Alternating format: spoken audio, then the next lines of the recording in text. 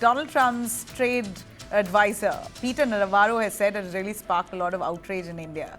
Navarro's latest outburst has sparked outrage in how, speaking to Fox News in the United States, Donald Trump's senior counselor Peter Navarro says, and I'm quoting exactly what he says, India is the Maharaja of tariffs.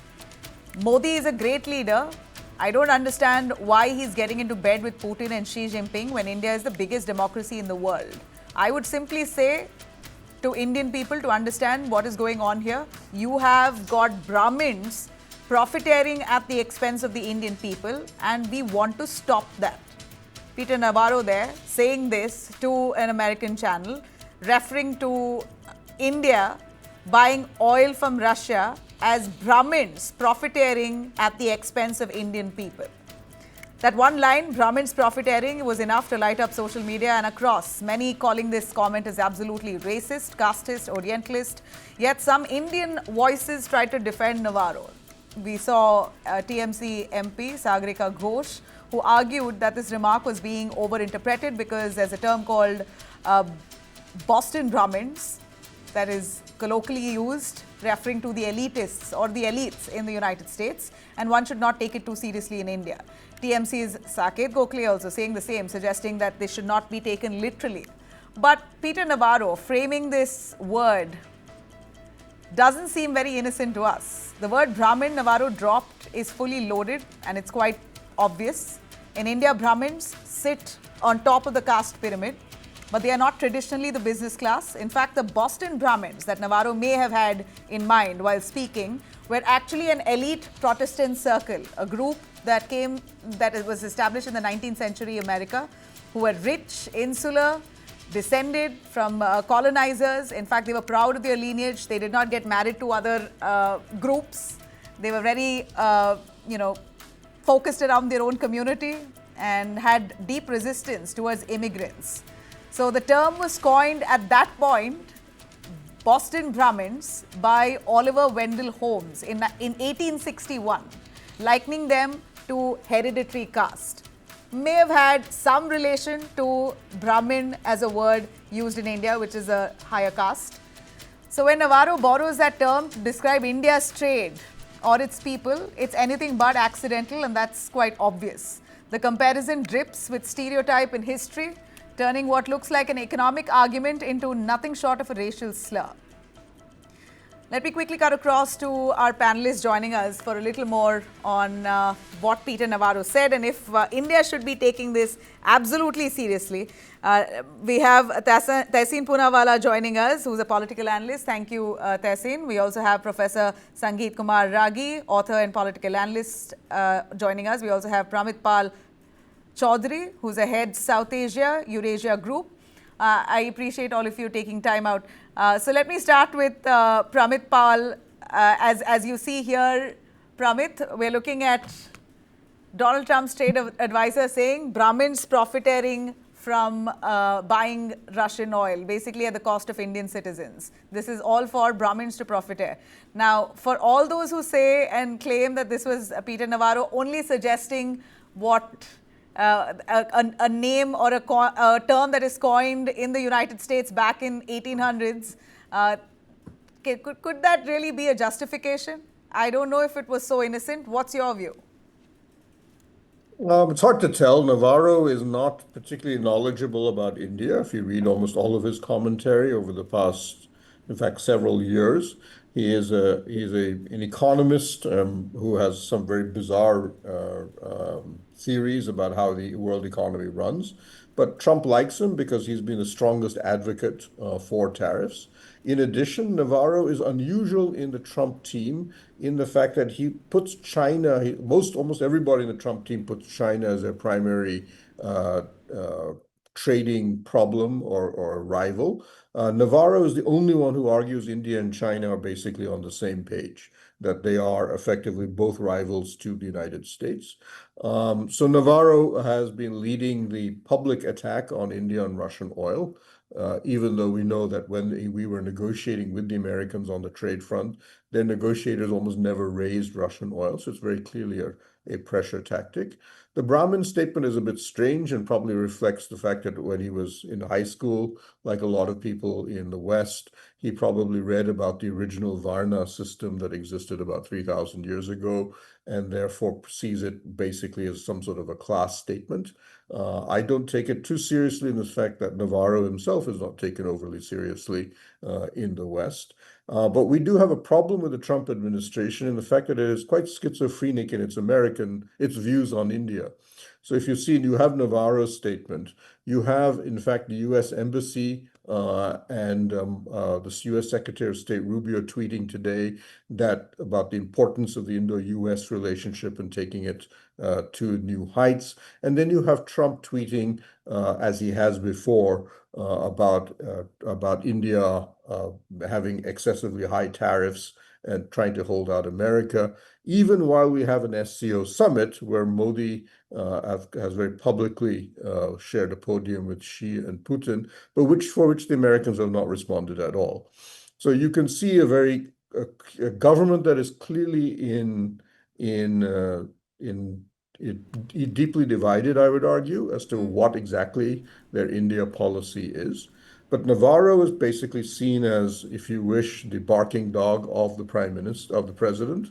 So we assume his broad point of view, which is to try to smear India. I'm not sure, Pramit, it's so broad because he said very clearly in his talk with Fox that this is for Indians to understand. If you want me to make you understand, what it means is Brahmins trying to profit off by buying Russian oil at the cost of Indian citizens. So he used a term which is very familiar to India, was deliberate, wasn't it? I refuse to believe that this was innocent. Though, Tehseen, if you can come in on this, we saw several liberals, people from the opposition largely, politicians who jumped in saying, oh my God, this is, the illiteracy that spread on social media is just shocking. Can't believe that people don't even know. Peter Navarro may be referring to Boston Brahmins. That's a term, that's a legit term, referring to elites in the United States, particularly Boston, has nothing to do with India. In a way, suggesting it has nothing to do with India. Very hard to believe. What's your view? So so let me first clarify. I'm on the opposition side, right? I'm a face of the opposition, not on the government side. I don't really like our present government. However, for those who you so-called term liberals are thinking that Peter Navarro is some sort of a genius, some sort of a well-studied man, please pass on whatever you are smoking or consuming. I would love, though I don't smoke, I would love to try that out. Question number one. Peter Navarro made up a fake economist name. A fake name. I'm not making this up. Even if you're smoking something, you can't make this up. He made up a fake name and he credited his so-called economic theories, which were rooted in kindergarten economics, to this economist who he said was a global economist, and that turned out to be fake. It was just his name spelled backward. That's Peter Navarro. If you just analyze the 10 tweets he made a few days prior to this particular tweet he's made, talking about India and India buying Russian oil and Russian arms, I'm not getting into too much details. Just the math of it doesn't add up. India's oil consumption / India's oil export, if you take the barometer of 2018-19 onwards till now, hasn't significantly gone up. In fact, India's oil imports has gone up by about 6 to 6.5%, which is roughly about India's GDP. So he's lying there. Number two, India's arm imports from Russia has, on the contrary, gone down. It used to at one point be in the late 70%. We used to get 70% of our arms, 80% almost from Russia. Is today in the mid 30s, with the second position going to France, third to Israel, and fourth to US, and US increasing. Can you tell me, apart from the S-400, can you tell me another deal with Russia that we've done? So Peter Navarro just lies. Facts may be damned. So though people like me are in the opposition, please don't believe him and allow him to belittle India. What is his problem? He tried to bully China. China bite a bit back because China controls the rare earth minerals. He believes in some theory that if he can control India, somehow Putin will be forced to end a war with India, with Ukraine, and the route to that goes to Delhi. He believes that, and he said that publicly. Except there is one more factual data. Of the oil that we import, we refine and we sell, we're selling the highest diesel to Ukraine. So this guy is totally cuckoo. Like I said, please don't fall for his charade. He talks nothing. Please don't believe him. At this point, we need to deal with US. As I heard your previous speaker saying, the US is an important partner. We need to deal with US, we need to deal with China, we need to deal with Russia, and we will deal with it on our sovereign terms. There is no need to in belittling our government, and no need to try and rise up Peter Navarro to try and belittle our government. Again, I am anti-government. I don't like this government. But let's have common sense. Let's attack the government on common sense, not on uncommon sense.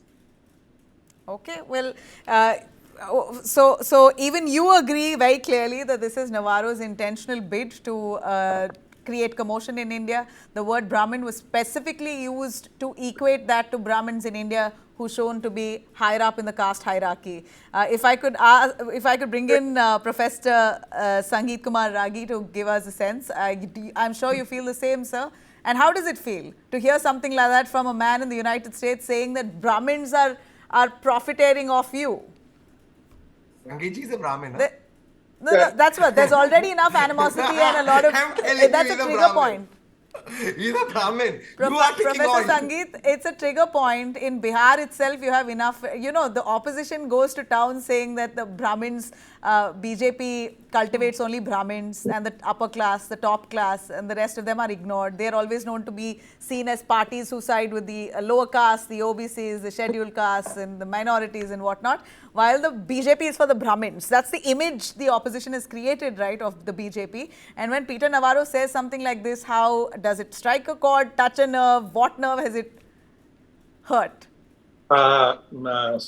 Tahseen informed me that I am a Brahmin. I don't deny it. But anyhow, I see the whole discourse a little bit differently. I think that it is the height of frustration on part of the US administration, which has failed to,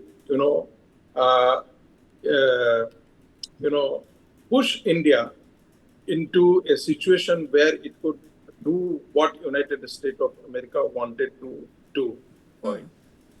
So the frustration is emanating because India is not doing what the US wanted to. And therefore, they are sifting the regions that why they have imposed tariffs on India 50% or something like that. First, they said that India is a Maharaja. They are not allowing our goods to be, exported to India. Then they stated that why we have imposed the tariffs, because India is, in a way, indirectly financing Russia into war with Ukraine. The third thing now has come out that India is moving towards China and Russia. When do you do this kind of shifting narratives? When you don't find any clear way out. Otherwise, United States would have been very consistent right from the beginning. I understand this is just speaking out of a point of frustration, but I just want you to give me a sense of what you think of the term Brahmin. Second point. The term Brahmin used. The second point. USA is intensely trying to interfere into the domestic politics of this country. I'm very serious about it. Using this kind of word Brahmin is not something which you can say that brush off that it is non-intentional. It is very much intentional. Rahul Gandhi is moving and how the caste conflicts are, right now being flagged off in different parts of the country from Maharashtra to Bihar and other parts of the country. So Brahmin, non-Brahmins, divide, or upper caste and the backwards and the lower caste, this kind of conflicts have always been a very popular narrative which has been created into India by the Orientalists in the West to score points in India and to serve their, colonial interest. I think that Peter Navarro is trying to interfere into the domestic politics. Okay, that's interesting. Tahseen, you have trying to interfere into politics of India? That's a deliberate bid? Third thing, I am apprehensive. I'm apprehensive because the way the Prime Minister of India has taken a stand against Trump administration and United States of America. They can go to any extent of dislodging even the Indian government. I'm not surprised that they would like to create a kind of situation like Bangladesh, using their agencies and assets in the country. So We hear you. US is capable of anything. Tehseen? I'm not saying whether they will succeed or not, Yeah. but we have seen that at least 76 government all over the world, the CAI had given such kind of operations moving into Right, the right. domestic. I get you. Tehseen, just a quick word on Brahmin. If at all Boston Brahmin is an actual term, is it derived from the Indian caste hierarchy?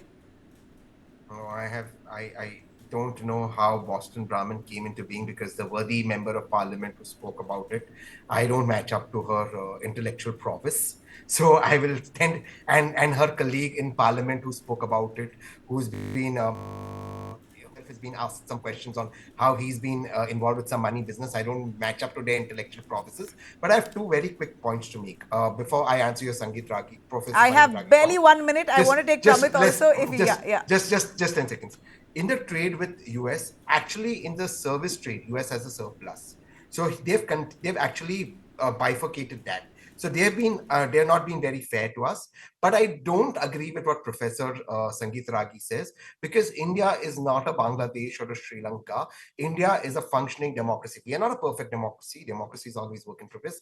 I don't think the President Trump wants to destabilize the Indian government. I just think he wants to pressurize the Indian government. I don't think it's possible to do it. They couldn't do it with Indira Raji at that time. How are you going to do it now? It's not possible, but I'll leave it to the good professors. Yeah. All right. Pramit, I apologize. No time for debate. I have Pramit's last word on this. Pramit, this is really become bitter. If it's true that America is now trying to instigate its own population, trying to get in electorally by using the word Brahmin, which I feel may have been done deliberately. I'm not too sure how far they must have thought of politics, but at least instigating the Indian audience was certainly the aim. He's achieved that. No, possibly, but I doubt Navarro had any such. I think you're giving Navarro more credit and knowledge about what he's doing than he actually is, because he's not really taken seriously in American academics. Okay. And is only known for his loyalty to Trump.